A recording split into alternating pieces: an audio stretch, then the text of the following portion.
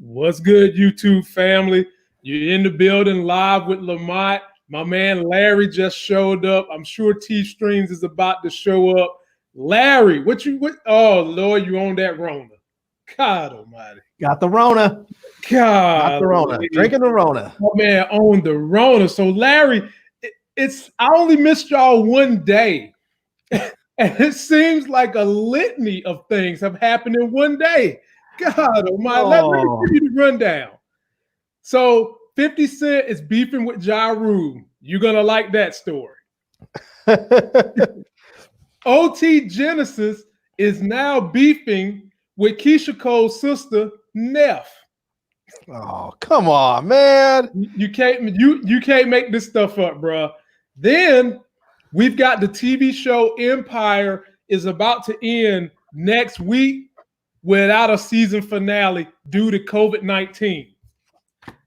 Speaking of COVID-19, I've got a lot of news for you in the COVID-19, for you and for the people watching. First of all, we've got to talk about how Wisconsin clapped back. I'm so proud of that state and what they did in their elections. We've also got the Democrats in the Congress pushing for $2,000 a month to get us through COVID-19. We'll see where that goes. And we also got people losing their money in Tallahassee, Florida, because their stimulus checks went to some kind of tax accounting firm. And last but not least, your president, Donald J. Trump, wanting to have his image on the checks. Larry, where do you want to start? Oh, man. I mean, Trump is out of control. I mean, the whole thing about putting his name and stuff on the checks today during his coronavirus, press conference update, he was up there basically telling us that he can do whatever he wants, that he has the right to do whatever he wants, and the states don't have a say in anything. And I was like, man, this dude hasn't read the Constitution. And now he's upset because Democrats are not talking about not coming back, or not even Democrats, the House and Senate aren't talking about coming back until May 5th. He wants to get some sort of judicial appointment through. He's talking about adjourning Congress as a consequence of them not being back soon. I mean, this dude is so out of control. I mean, at some point, somebody needs to stop him. I mean, it's one thing when you mess with the Democrats. I think if he adjourns Congress, he doesn't just mess with the Democrats, he messes with his own party. And then I think you might start to see some real pressure being put on him. But I don't know, man. I mean, he seems so far off the rails right now. And I'm like, we really need leadership. And instead, we just have this sort of, I don't know what you want to call him. I don't know what he is at this point. Some demented lunatic that just is in a fantasy world or something. I don't know. It's pure. It's a couple of things, my man. It's all-timers. It's dictatorship. It's I want to be the biggest person in the room, even though people who project they have the biggest you-know-what in the room usually have the smallest ones. It's wanting to have pure control over everything when our government is not established to be in that manner. First of all, it is supposedly against the law for any president to put their name or image on an IRS check because it's called campaigning. That's in the rule books. You're not supposed to do that. I don't even understand I don't even understand how Mnuchin is entertaining this idea when it's done. The IRS is supposed to be nonpartisan, period. No other administration has put their name on a check. The Bush administration tried to put a memo with the check, and they got knocked down by a Republican that was running the IRS at the time. So I don't understand why so many people are laying down for this idiot in the White House, this nutcase in the White House.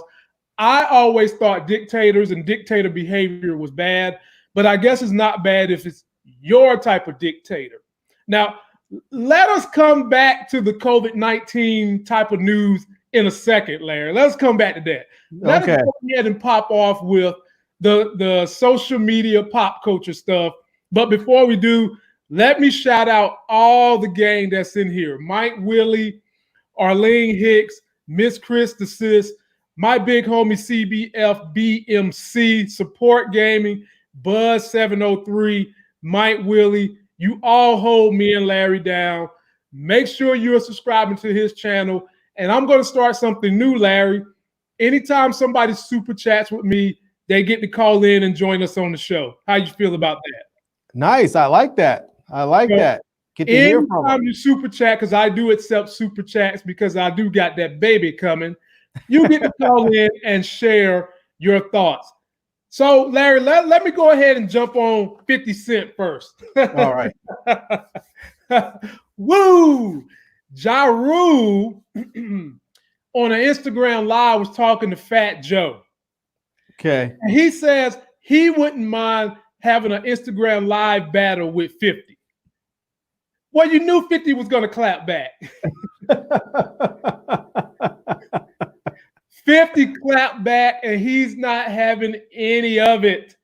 He did a series of Instagrams that just basically hashtag washed up, hashtag why would I, hashtag ABC for life, hashtag pimping ain't easy. Whole lot of stuff putting Ja Rule down.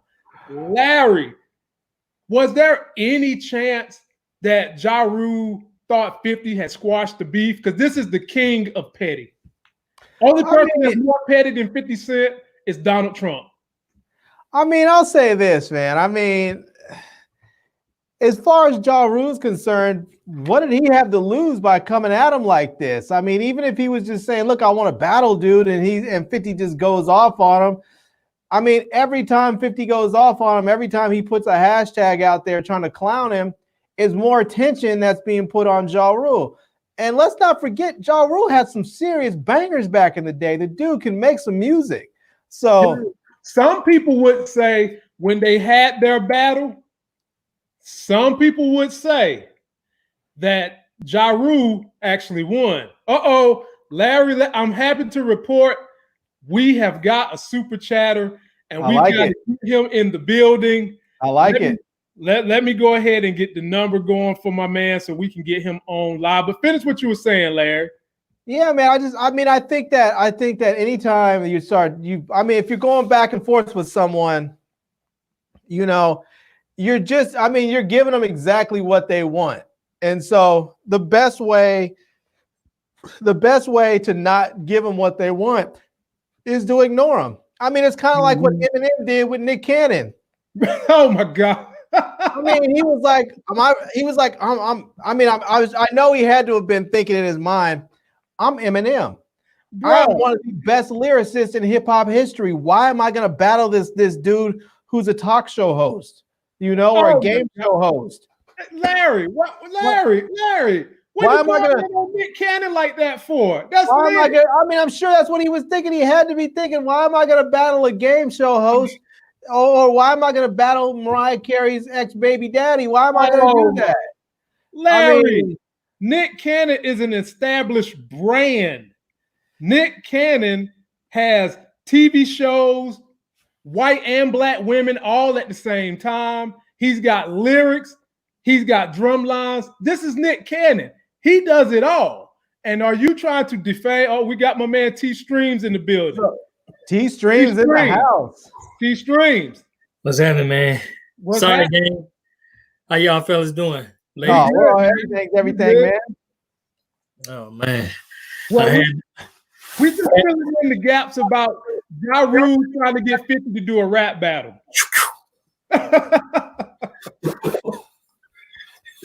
Yeah, that's funny. I used to be a Ja Rule fan back in the day. He used to have little nice little sing song like catchy melodies and hooks and stuff. Maybe it was the delivery of his voice and his style and stuff. I don't know. Mm-hmm. But now dude's like so irrelevant, man. That's probably suicide trying to get on and do something like that. And not only did 50 bash him back, 50 also put a hashtag Fire Festival.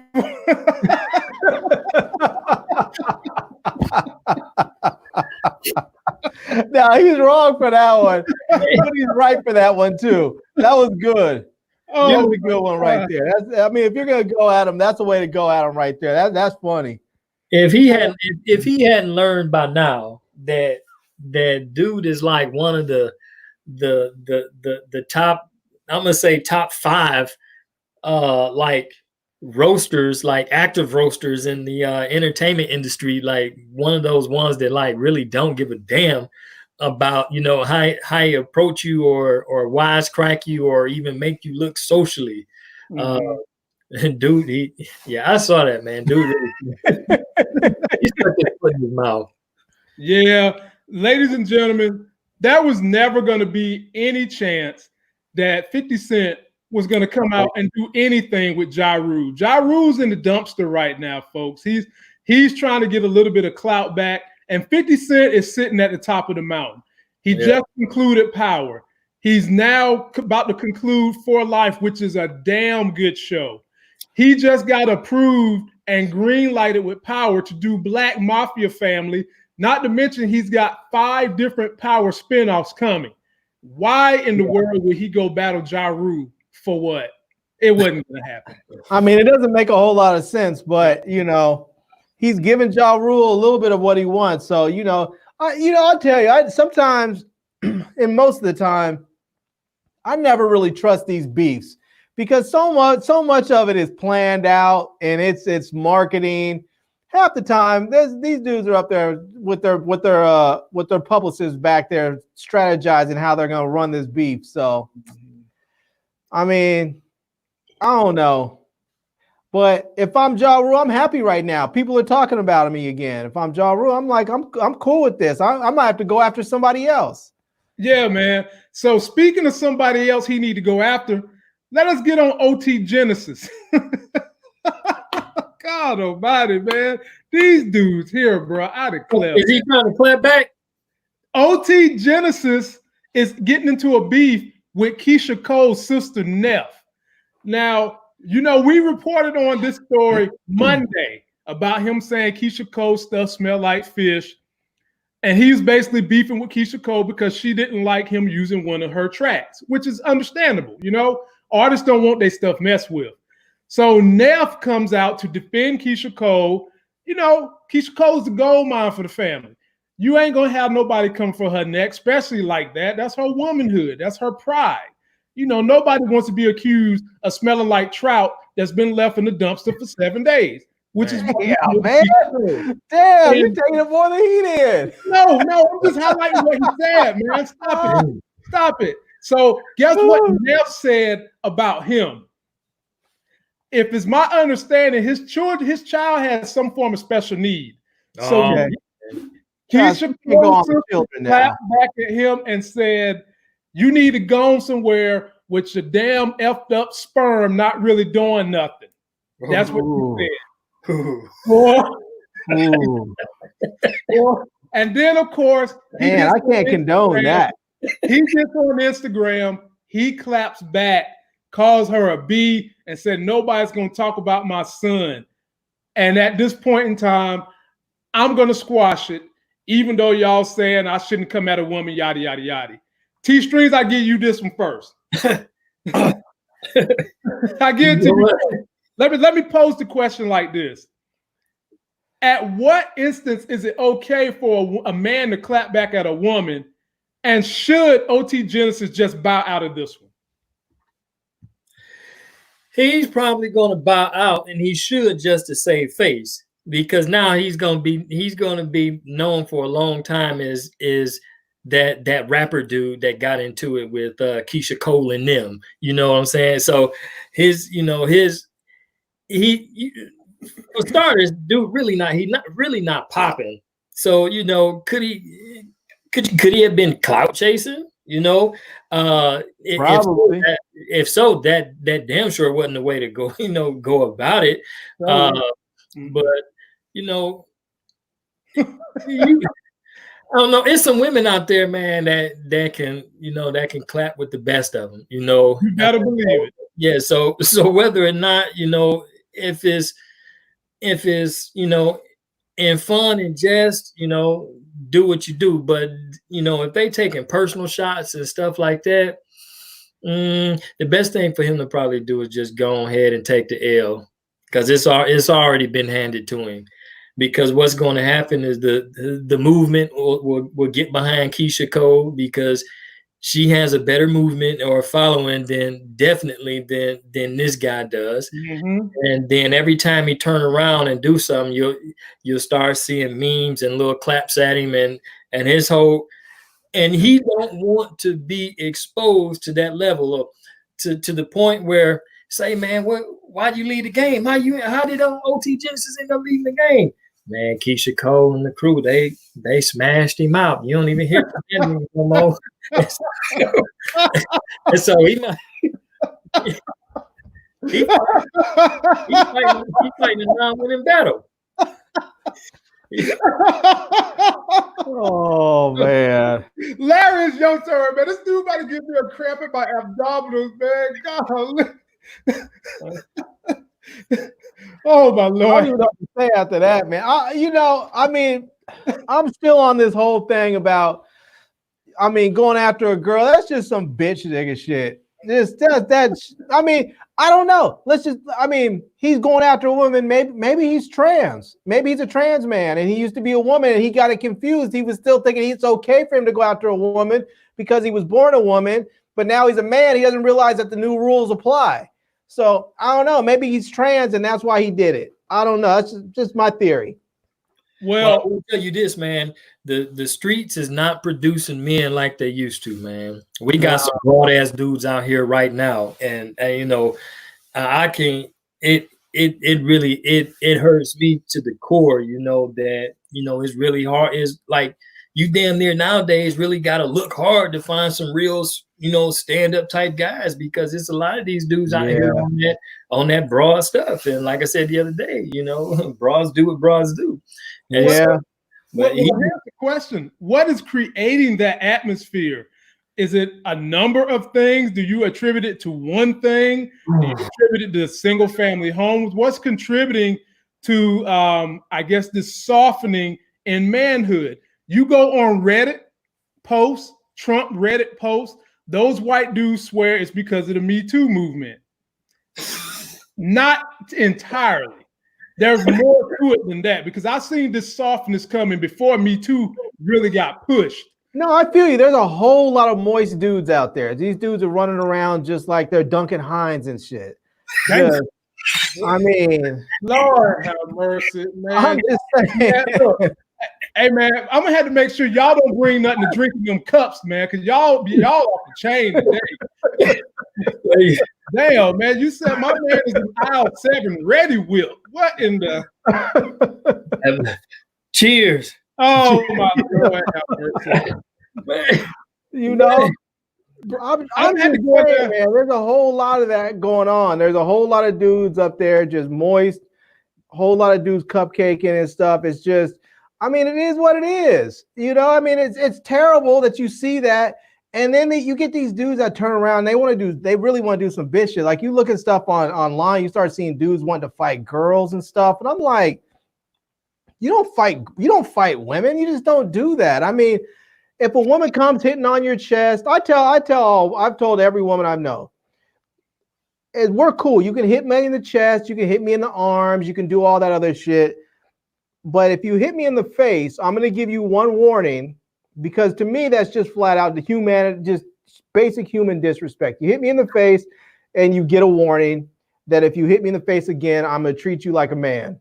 And that's it. I've never had to actually follow through with that, because I think every time I've said it, every woman I've ever been with has realized, holy shit, if this dude hits me, I'm going to be out like a light. And I think most dudes just need to understand that you don't hit women. How much harm is a woman going to do if she goes pounding on your chest? Hey, man, there's some strong hoes out there nowadays, Larry. You should see some of these chicks in my gym. Muscles bigger than mine. In there squatting what the hell I squat. I be scared to go past them sometimes. Yeah. If a woman hits me in the face again, like I said, I'm gonna tell her she gets that one warning. If you hit me in the face again, I'm gonna treat you like a dude.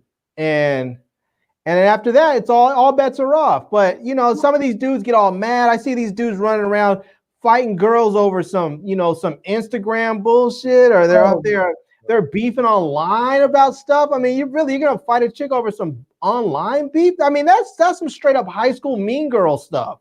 Yeah, I definitely agree with you on that. My grandma even basically told me the same thing you said, Larry.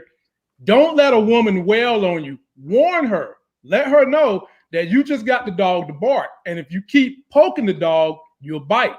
Warn her. And if you have the opportunity to leave. Like, exactly. Don't just sit up there and say, if you hit me again, I'm gonna whoop your ass and taunt her. No, just if you have the opportunity to leave. But if you're in a place where you can't immediately get away, you let her know. If you hit me again, I'm gonna knock you the fuck out. I'm gonna treat you like a man. I'm gonna defend myself as if you were a man. And I think when most people put it that cold and that calculated and let them know, when you take all the emotion out of it and just simply let them know, I'm going to defend myself like you are a man, most of them realize, oh shit, he's not playing anymore. I need to knock it off. Yep. Even if they're mad, they'll knock it off. And Larry and T, I wouldn't even hit them. If they made me that pissed and I warned them and then they decide to continue to hit me, I'm going to go straight WWE on them. I'm going to wrap them up. I'm going to put them in the sharpshooter, pull their pants down, and I'm going to slap the hell out that butt like I'm their granddaddy. You're going to feel that sting. I'm going to be just tearing them up. You can't even do that anymore. Before you could do it. Now they mess around and call it, say that was sexual assault. They'll get you in there, and next thing you know, you have to register. You have to register as a sex offender after that. I'll do one better. I'll pop them on the leg like they're a child. You ain't gotta punch them. I don't understand this punching the female, man. I've never done it. Never been around people that do it. I don't understand that. There's plenty of ways a man can defend himself, unless the chick got a weapon. There's plenty of ways you can defend yourself without literally having to deck a female. Yeah. So, it's back to the original question that you had asked me, man. I think it's a lot of things that contributes to the softening of the male. It's a lot of factors.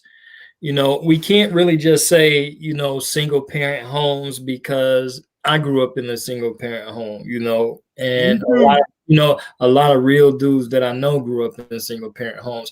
I think it's just something. It's something about the evolvement or the evolving of our current times. It's damn near like a generational thing, man. And so there's a lot of things that contribute to it, whether it's the things that we listen to in songs, the propaganda that we watch in movies, the dialogue that some of these that some of the masses are pushing,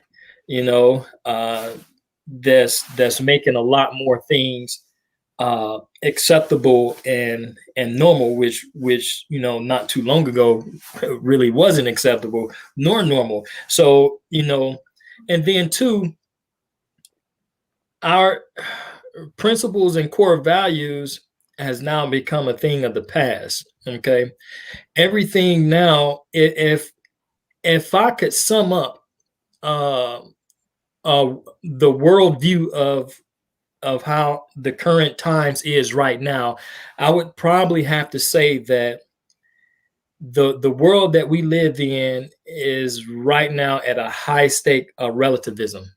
Okay, and what I mean by relativism is it's okay. It may be okay for me, and it might not be okay for you.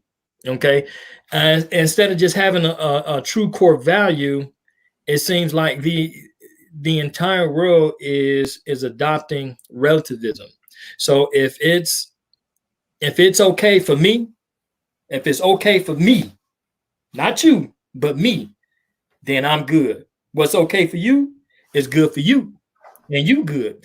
And that's how And I think that's once that has started becoming popular, and it don't, they don't tell you that is relativism, because anybody that's been in psychology 101 and look and study some of the old some of the old stuff that worldviews and things, you would know, and you wouldn't want to call it relativism, but that's exactly what it is. And I think our world adopted that, and that plays a big part on why men are now being produced a little bit more feminine than what they were back, back then.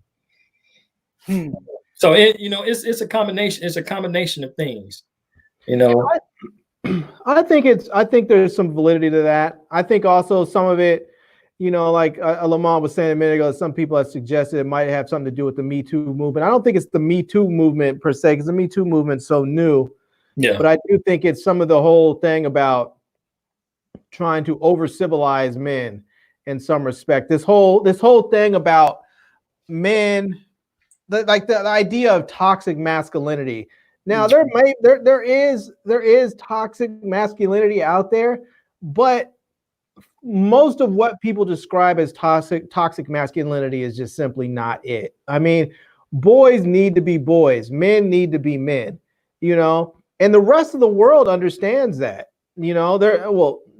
A lot of the world understands that. Some of it is some of the world is not. They're trying to over civilize us. And then when we have to go to war, all of a sudden you realize, holy shit, we raised a bunch of weak, soft ass dudes, or we raised a bunch of freaking psychopaths that go to war and they come back with, after they had made earrings out of somebody else's ears or something, And so you don't really have any middle ground a lot of times anymore. You have the crazy lunatic, super toxic masculine, dudes, or you have the super soft Duncan Hine Negroes over there, and you don't have the normal dudes in the middle, and that's generally where most people should be. I mean, you should not run around always worried about what somebody else is going to think. I shouldn't have to think in my mind constantly, is this going to offend somebody?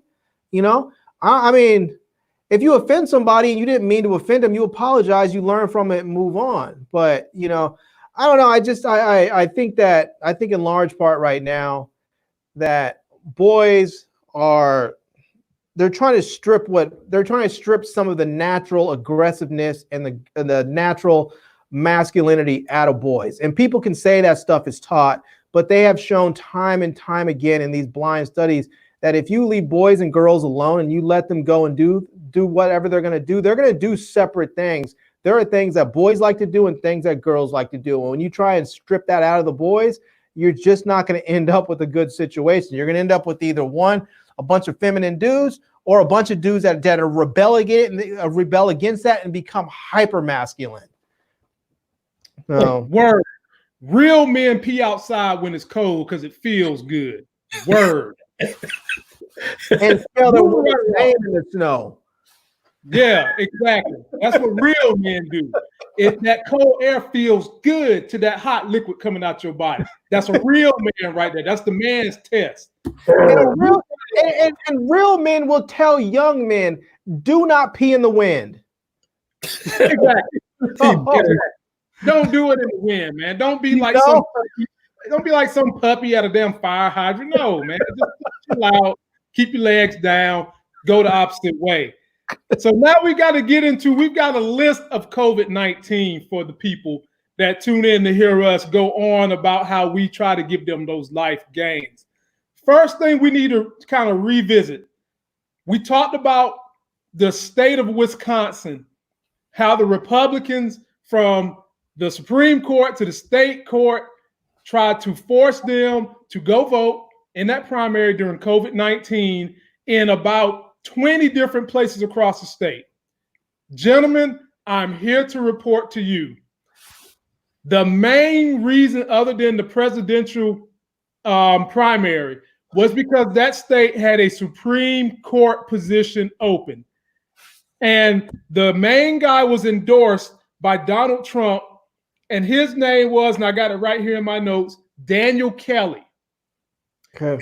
The people of Wisconsin came out in droves under the battery of COVID-19 against the cold air, against long lives, against the damn odds. And the Democrat, who is a far lefty, her name is Jennifer Krasinski, whipped that ass by 10 points. Gentlemen, does that give us some kind of air to feel like the American people could be moving in the right direction come November? I give it to you first, T-Streams. It's possible, because it just came up that our governor here is considering putting things in place as well, just in case things continue to persist that long, and with mail-in ballots and stuff like that, so that so we don't have to worry about what the folks in Wisconsin had to worry about. But it still remains to be seen. Every time I think about that issue right there, man, is that's one issue that really irritates me, man, because you cannot get a more direct violation of one's civil liberties than that right there.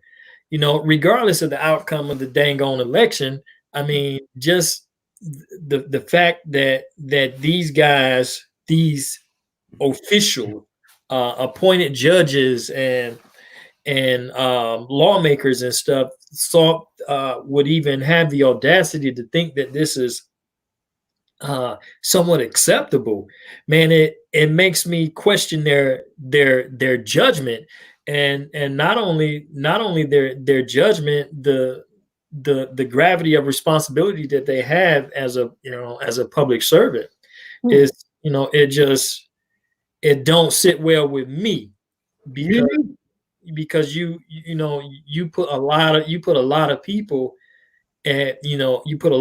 at risk for a seat. You know what I'm saying? To preserve a seat, and whatever reasoning they may have behind it, you can't justify it. You can't justify it. And I know they have started making some talks about it here. I heard it on the radio earlier, and I'm waiting for them to pop off here.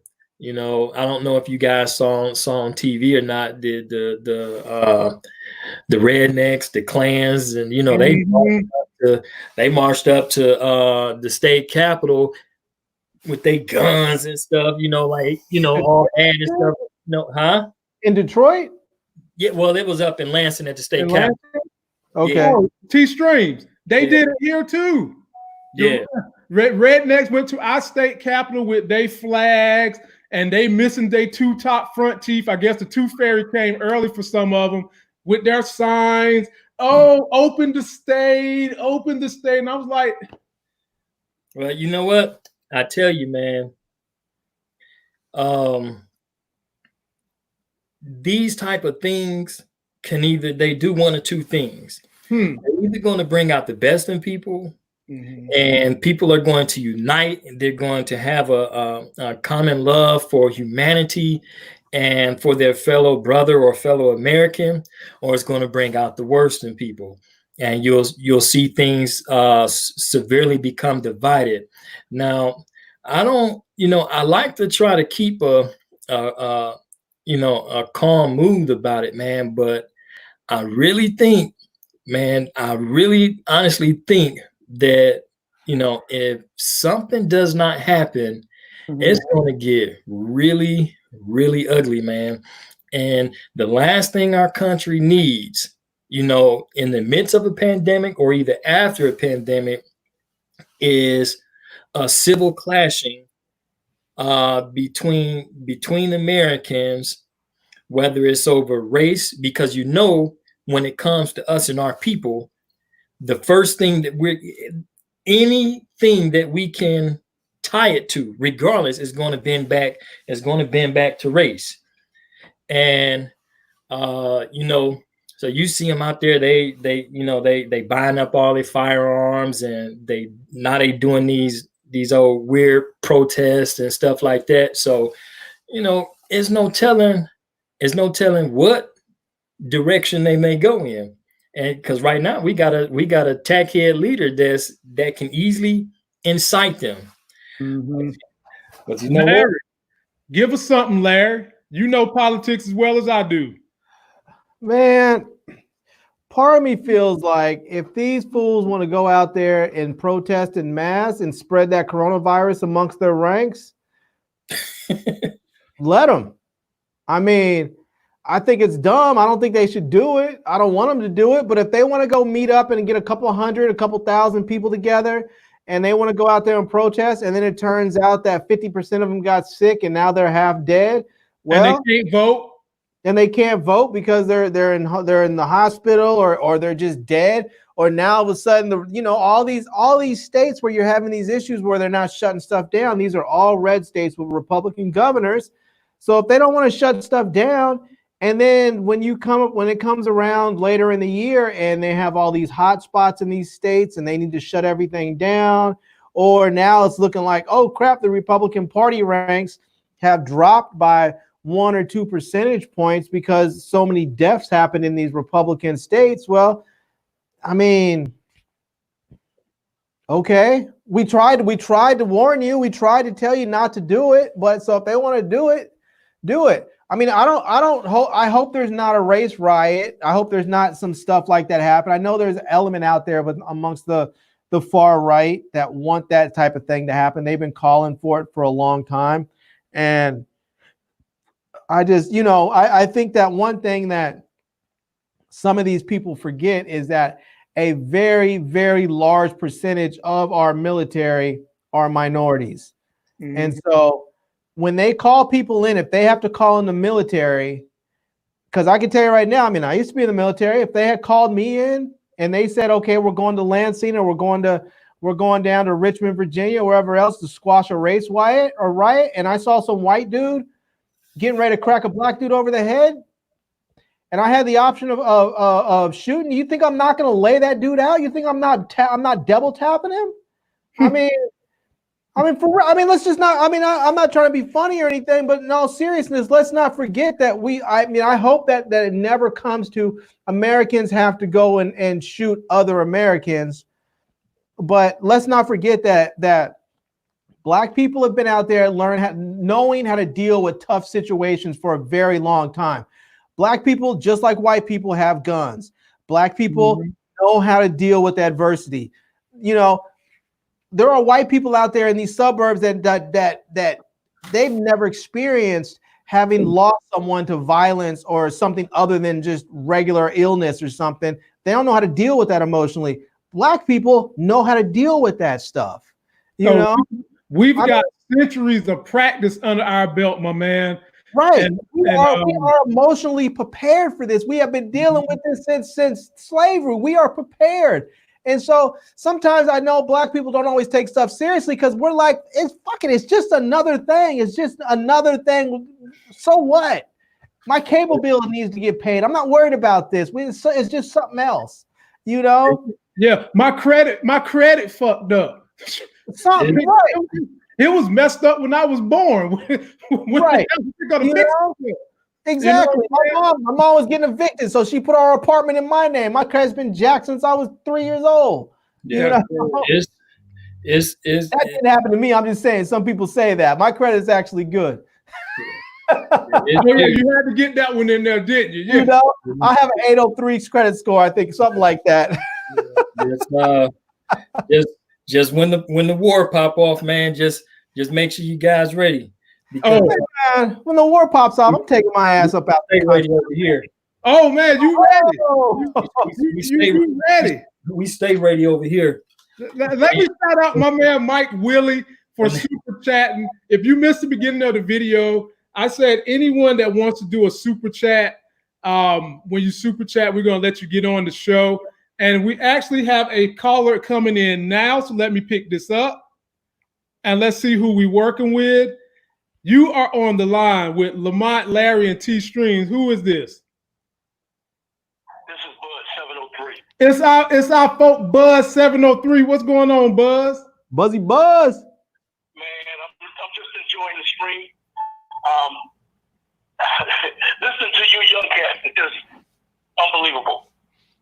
What we do, Buzz? What we do? Well, let's see. I've been on this planet over 6 decades now. So Wow. y'all Okay. good stuff. Y'all just keep doing it. What you doing? Hey man, we gonna try, brother. You know, we've all got our battle scars in dealing with America and American capitalism, but we just trying to give it back.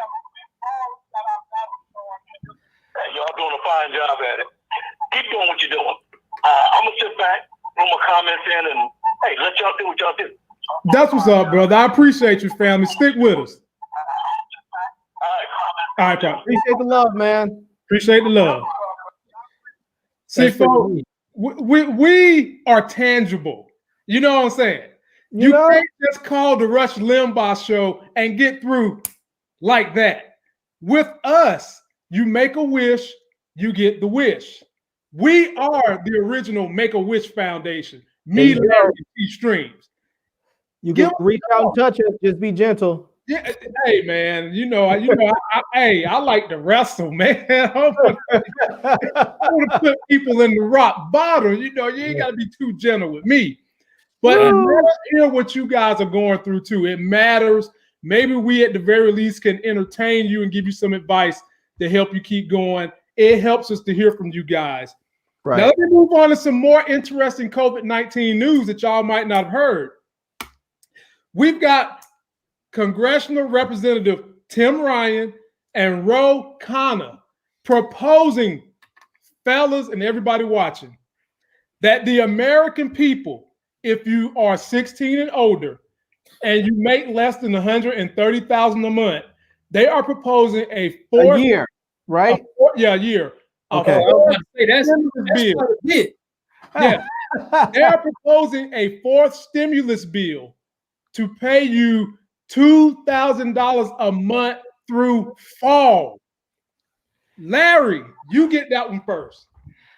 First, I want to know: is it gonna be sort of whatchamacallit, prorated? So if you make over that, you maybe get a little bit less.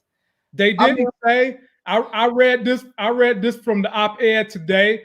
They didn't say that. They just the only guidelines they gave was you got to be 16 and older and made less than $130,000 in the last year.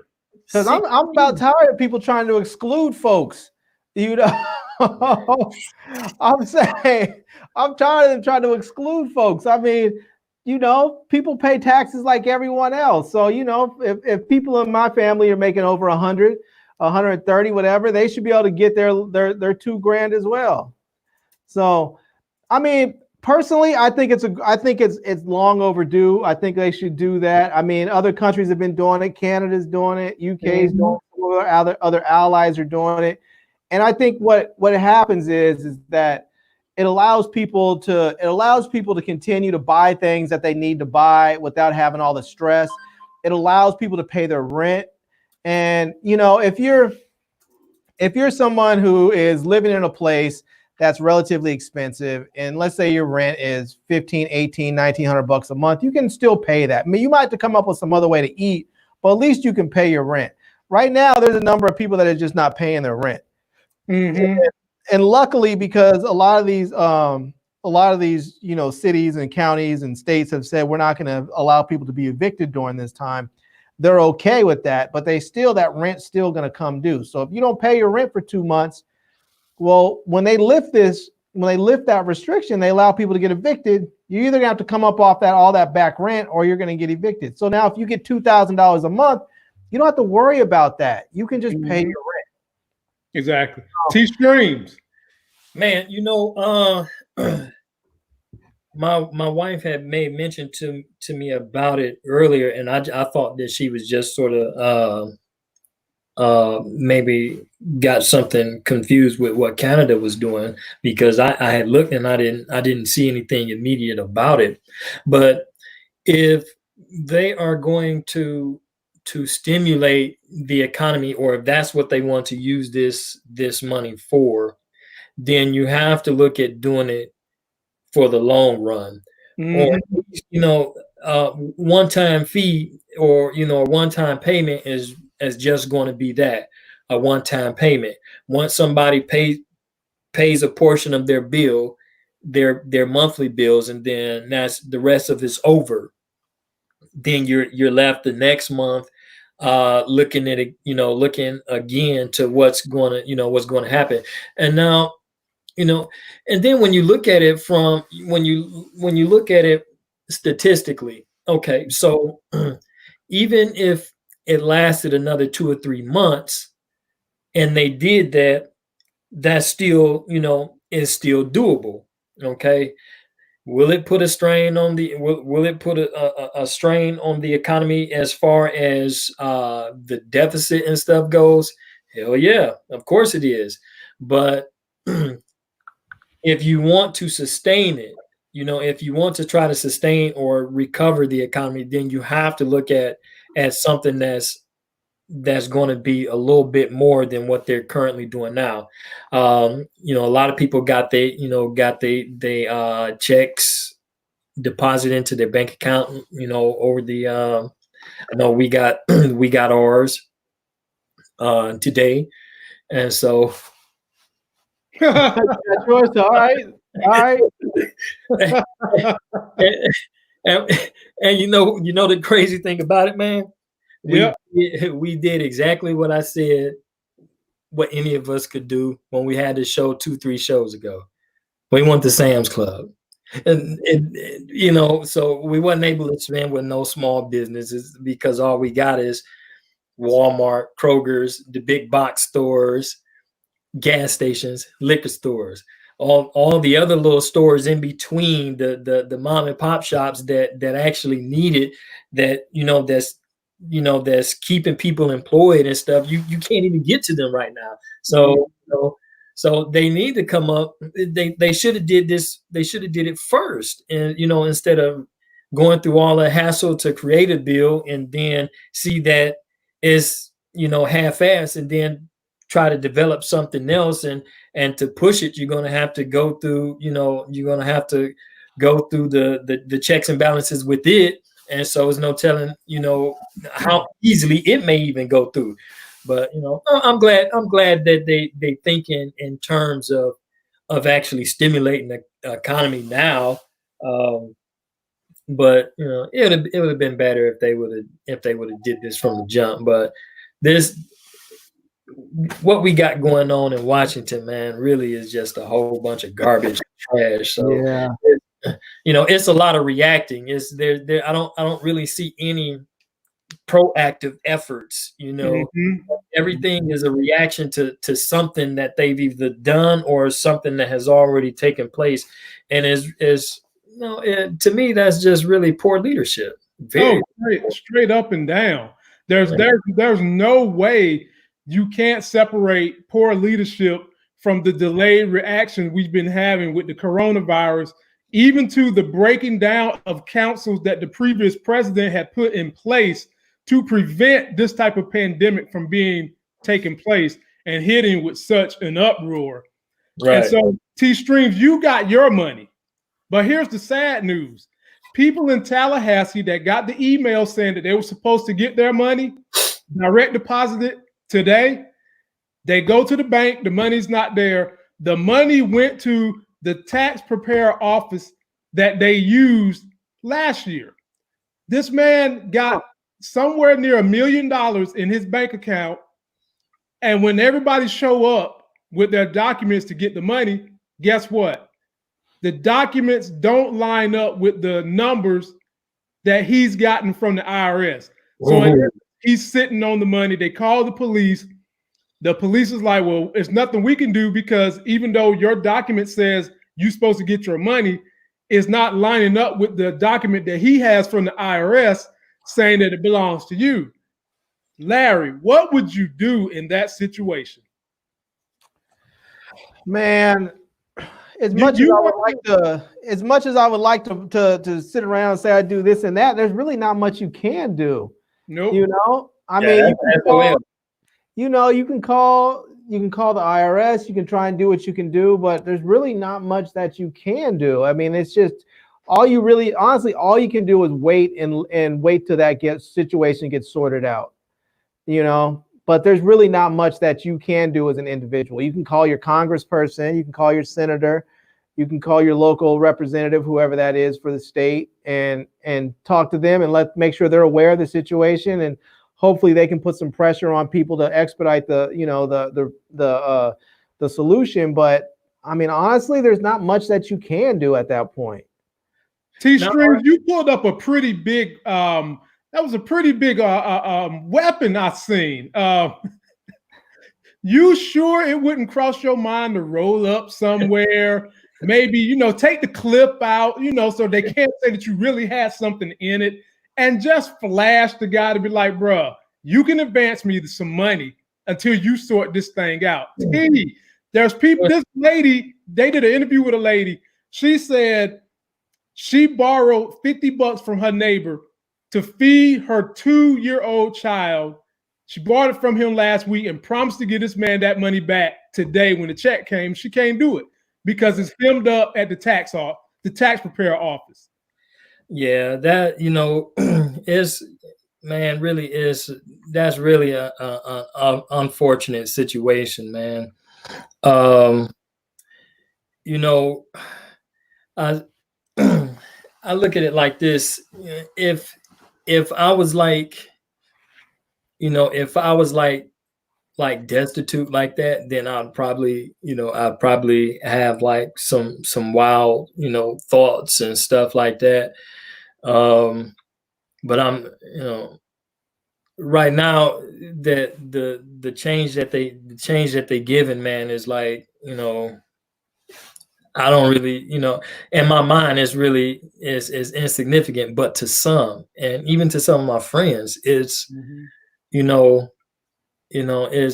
a lot. And so, I just so happen to, I'm just a little bit more, a little bit fortunate, but if I was like, if everything was tight like that, and I'm like pressed to the corner and bills piling up, and I don't know what, which way to go or how I'm gonna make it, then my back is against the wall, and then survival mode jumps in. And for us, it's not always good to be like on survival mode like that, because now you especially if you have a family, because the thing now becomes, all right, so I'm gonna have to sacrifice myself for my family. And how do I do this? Now I'm gonna have to, I have to set aside, conventional wisdom to try to make, some moves to make things happen, because they're not going to take care of me. But I wouldn't go after him with the chopper. But dang, if I was really in a bad spot, ain't no telling what, it's really no telling what I'd probably be thinking. I'd like to think at 45, I wouldn't be sticking nobody up, but I hadn't had my back pressed like that, where it's just like, where I just absolutely have no choice. And please don't get me wrong when I said, everybody, I'm definitely is not going to be out here robbing nobody. Right. Guy, T-Streams. Oh no, man, you got that drum clip in there. I don't know what you're gonna do. My man got the mafia Tommy gun over there in his joint. I'm like, whoa. Put my Smith and Wesson to shame over here. I'm like, whoa, this guy. Got the AK. We're gonna move this thing along. That was an AK, right? Yes. This is a Russian AK with the 100-round drum. Yeah. Well, I know who house I'm going to when the Civil War start. Yeah, we safe here. Yeah, I know what house I'm going to. You're up in Detroit, bro. I'd drive a couple hours north and be right up in Canada. Be like, y'all have this shit. Black folks been dealing with y'all craziness for the last 300 or 400 years. You can have this shit. It's all right. We got extra pieces for you too. You can join the war. Yeah, you can, hey, we got more than enough. Street, all I can say is my wife shoot better than I do, and she got a 9. Nice. A Glock 9. So, ladies, watch your back. Now, she love her husband. I ain't saying she'll do nothing. But yeah, she love her husband, and she shoot better than Will Smith on a DC movie. Now, moving on. He was shooting right in Gemini, man. He was shooting up something. Yeah. Now we'll transition over to movies and TV shows. And can I bring one thing up? Yeah, go for it. So I know T Strings was talking about in times like this, people show the best of who they are, or they show the worst of who they are. And there's been some of the worst of who they are. There was an article on BuzzFeed that's been out where a number of women have talked to their landlords and said, hey, I'm unemployed. I just got unemployed. Can I pay my rent a little bit later when I get my unemployment are coming through, or I get another job, or I go back to work? And there's a lot of women out there apparently getting sexually harassed and pressured into having sex in exchange for their rent. Hey, you seen my video. You must have seen my video talking about BuzzFeed. I dropped that video at 6 o'clock. Did you really? Oh, I'm not going to watch it. I saw the announcement come through, but I haven't watched it yet. You should see 2 or 3 of them women who actually I found that said their landlord is trying to petition them for sex. Oh, man, you guys to be kidding me, man. We can't make this stuff up. It's getting terrible. It's getting terrible. People, I mean, what we have seen, we know this through history. When there are people out there that are vulnerable, there will always be somebody out there willing to prey on them. Yep. It is what it is. It's unfortunate, but that is the terrible side of humanity.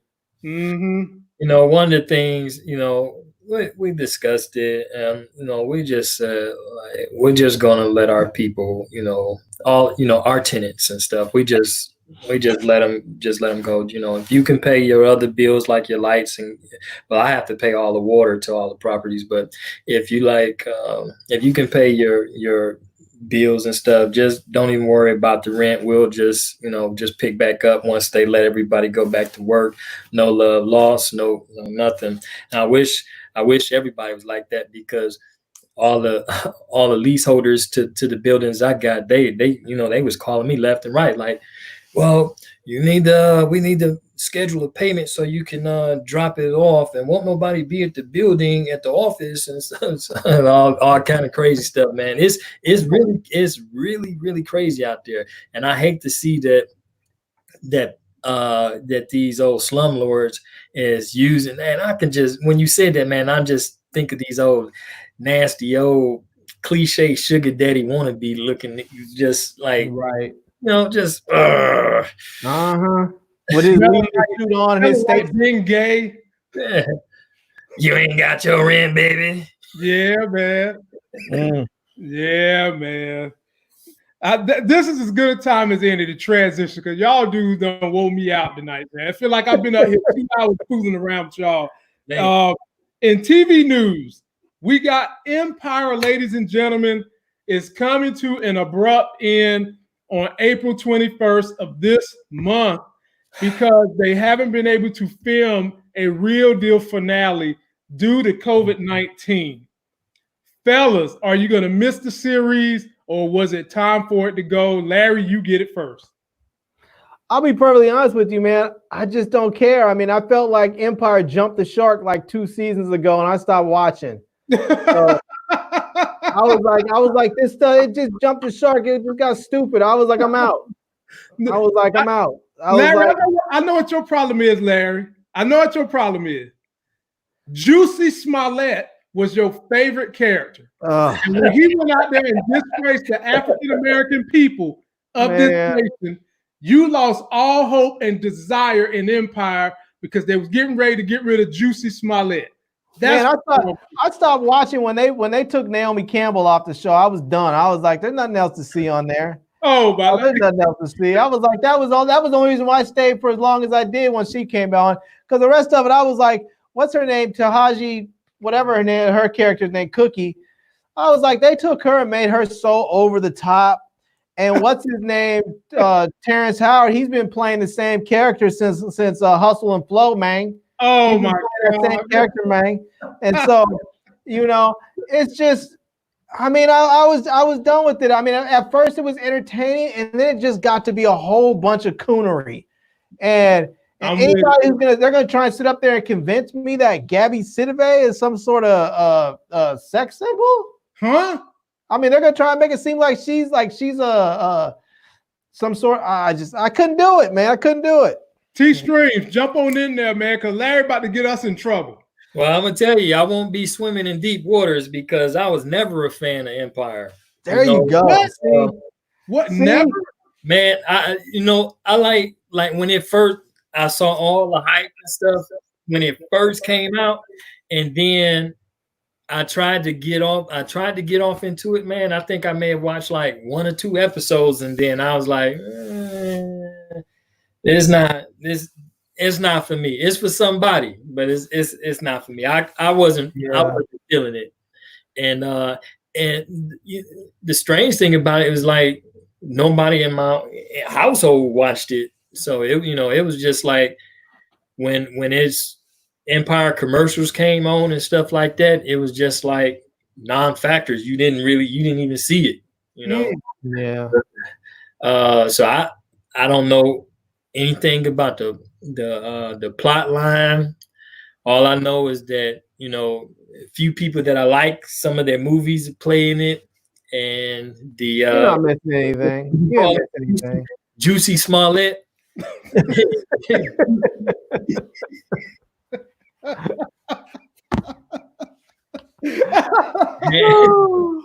Little juice box. Yeah.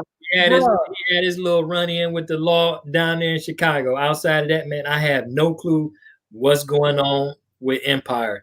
I committed myself a long time ago that this wasn't for me, and I was not watching it, even though I like Terrence Howard, I like Taraji, but I really wasn't feeling it. I watched the first two episodes. I mean, the first 2 seasons, and then after that, man, it's like they stepped the hell off a cliff. It's like who started writing for the show after season 2? It went for a straight nosedive after season 2. Didn't Terrence Howard get shot in there or something? Yeah, something like that happened. To be honest with you and everybody that's listening to us, it started feeling like a daytime soap opera. Yeah. Right off the rip, and that's how I saw it. I saw it as like a ratchet ass dynasty. Mm-hmm. Yep. Yes. And I'd rather have the white people on Dynasty than the ratchet ass version. I ain't even gonna sit here in front about that one. Yeah. You're right. That's what it felt like, and that's why I couldn't, And then I think like they had little Juicy kissing on the dude like in the first 2 episodes or something like that, and I knew it wasn't for me. Yeah. I mean.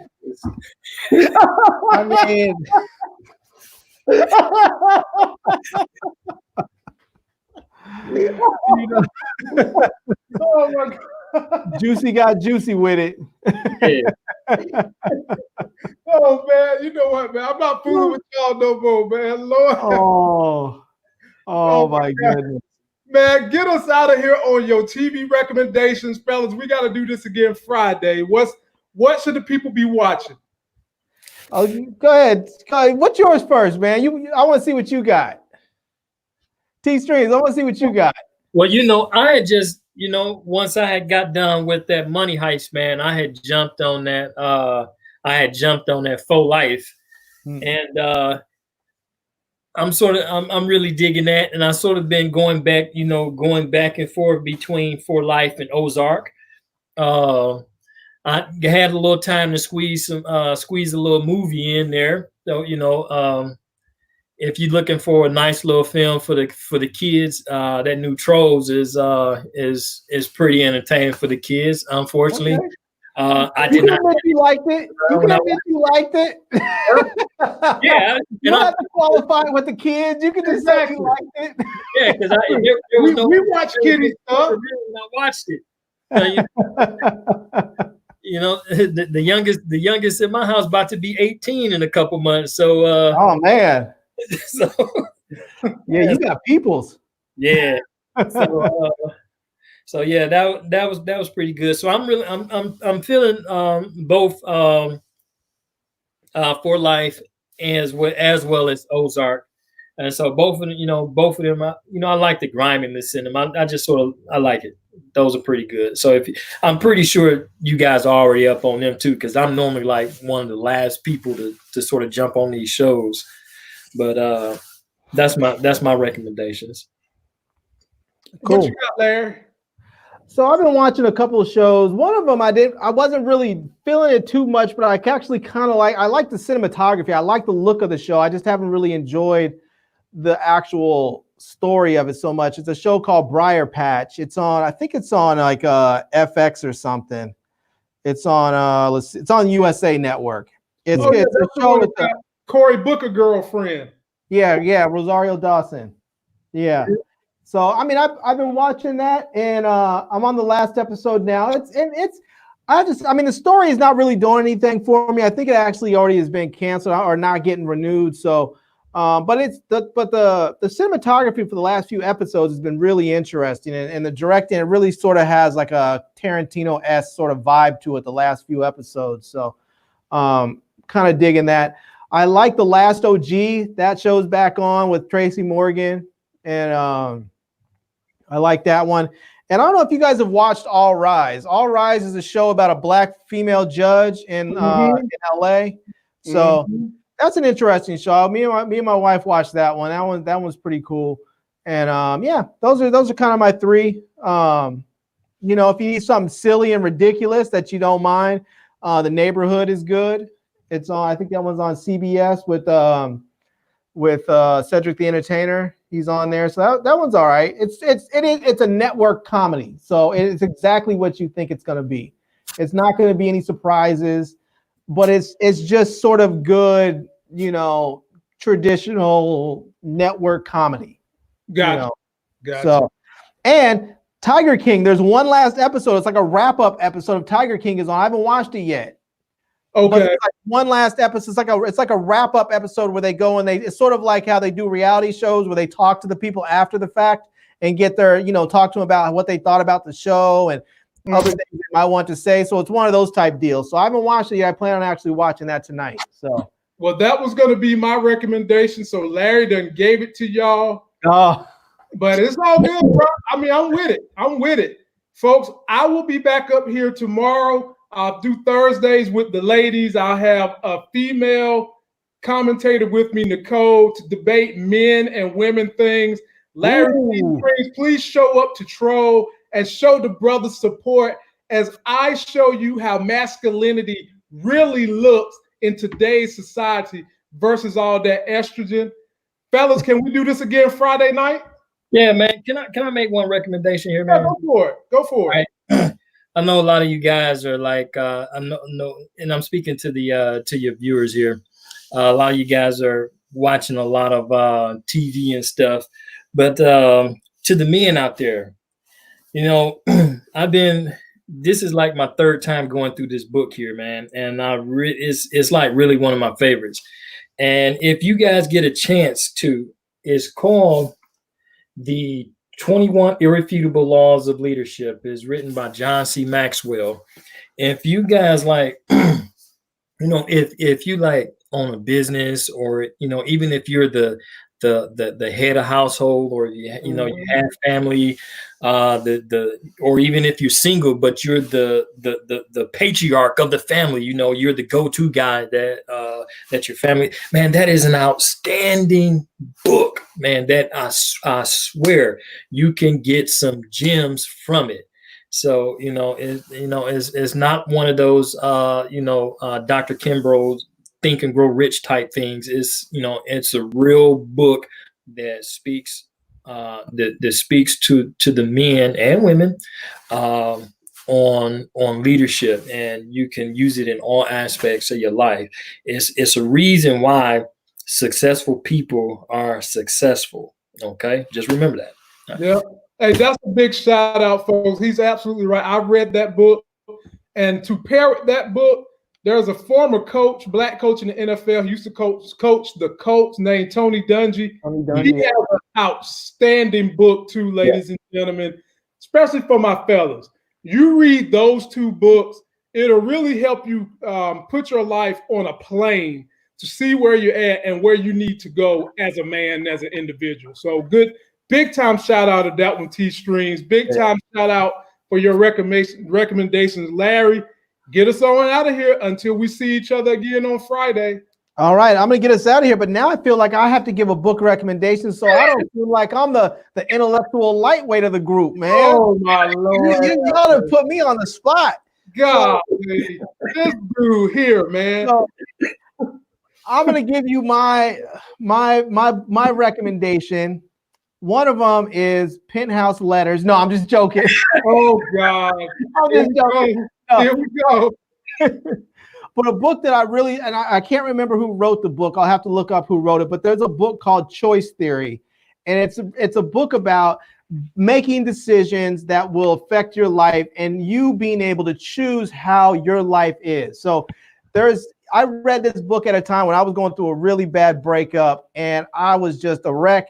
And I just saw this book somewhere, and I decided I was going to read it. And it was just very interesting about how the man who wrote it was talking about you get to choose how you feel. You get to choose how you react to other people. You can't control them. And these are things that we know, but sometimes when you read it and people give you little techniques to implement them, it really allows you to not to instead of sort of just taking these little antidotes or that, little sayings and proverbs that people give you. It's sort of a way of actually implementing those in your life when someone actually takes them and gives you sort of little techniques to use them. And so anyway, the book is called Choice Theory. It's a really great book. It's a simple read, but it's really all about how you get to choose how you live your life and how you get to allow things to affect you. And it's a simple theory. And if you read it, it may change your life. You never know. So anyways, that's my thing. William Glacier, MD, wrote that. I read it too, because I use those techniques against women. Women always want to know, why your mouth so smart? Why you so witty? I'm a black man that chose to read. My grandma said, if there's ever a way white people can keep information from black folks, she said, you put it in a book. Yeah. Get us out of here, Larry. All right, everyone. Well, it's been real. It's been fun. Please, please, please be safe. If you can, stay at home and stay well and be kind to yourself and to each other. And until next time, love, peace, and hair grease. Peace.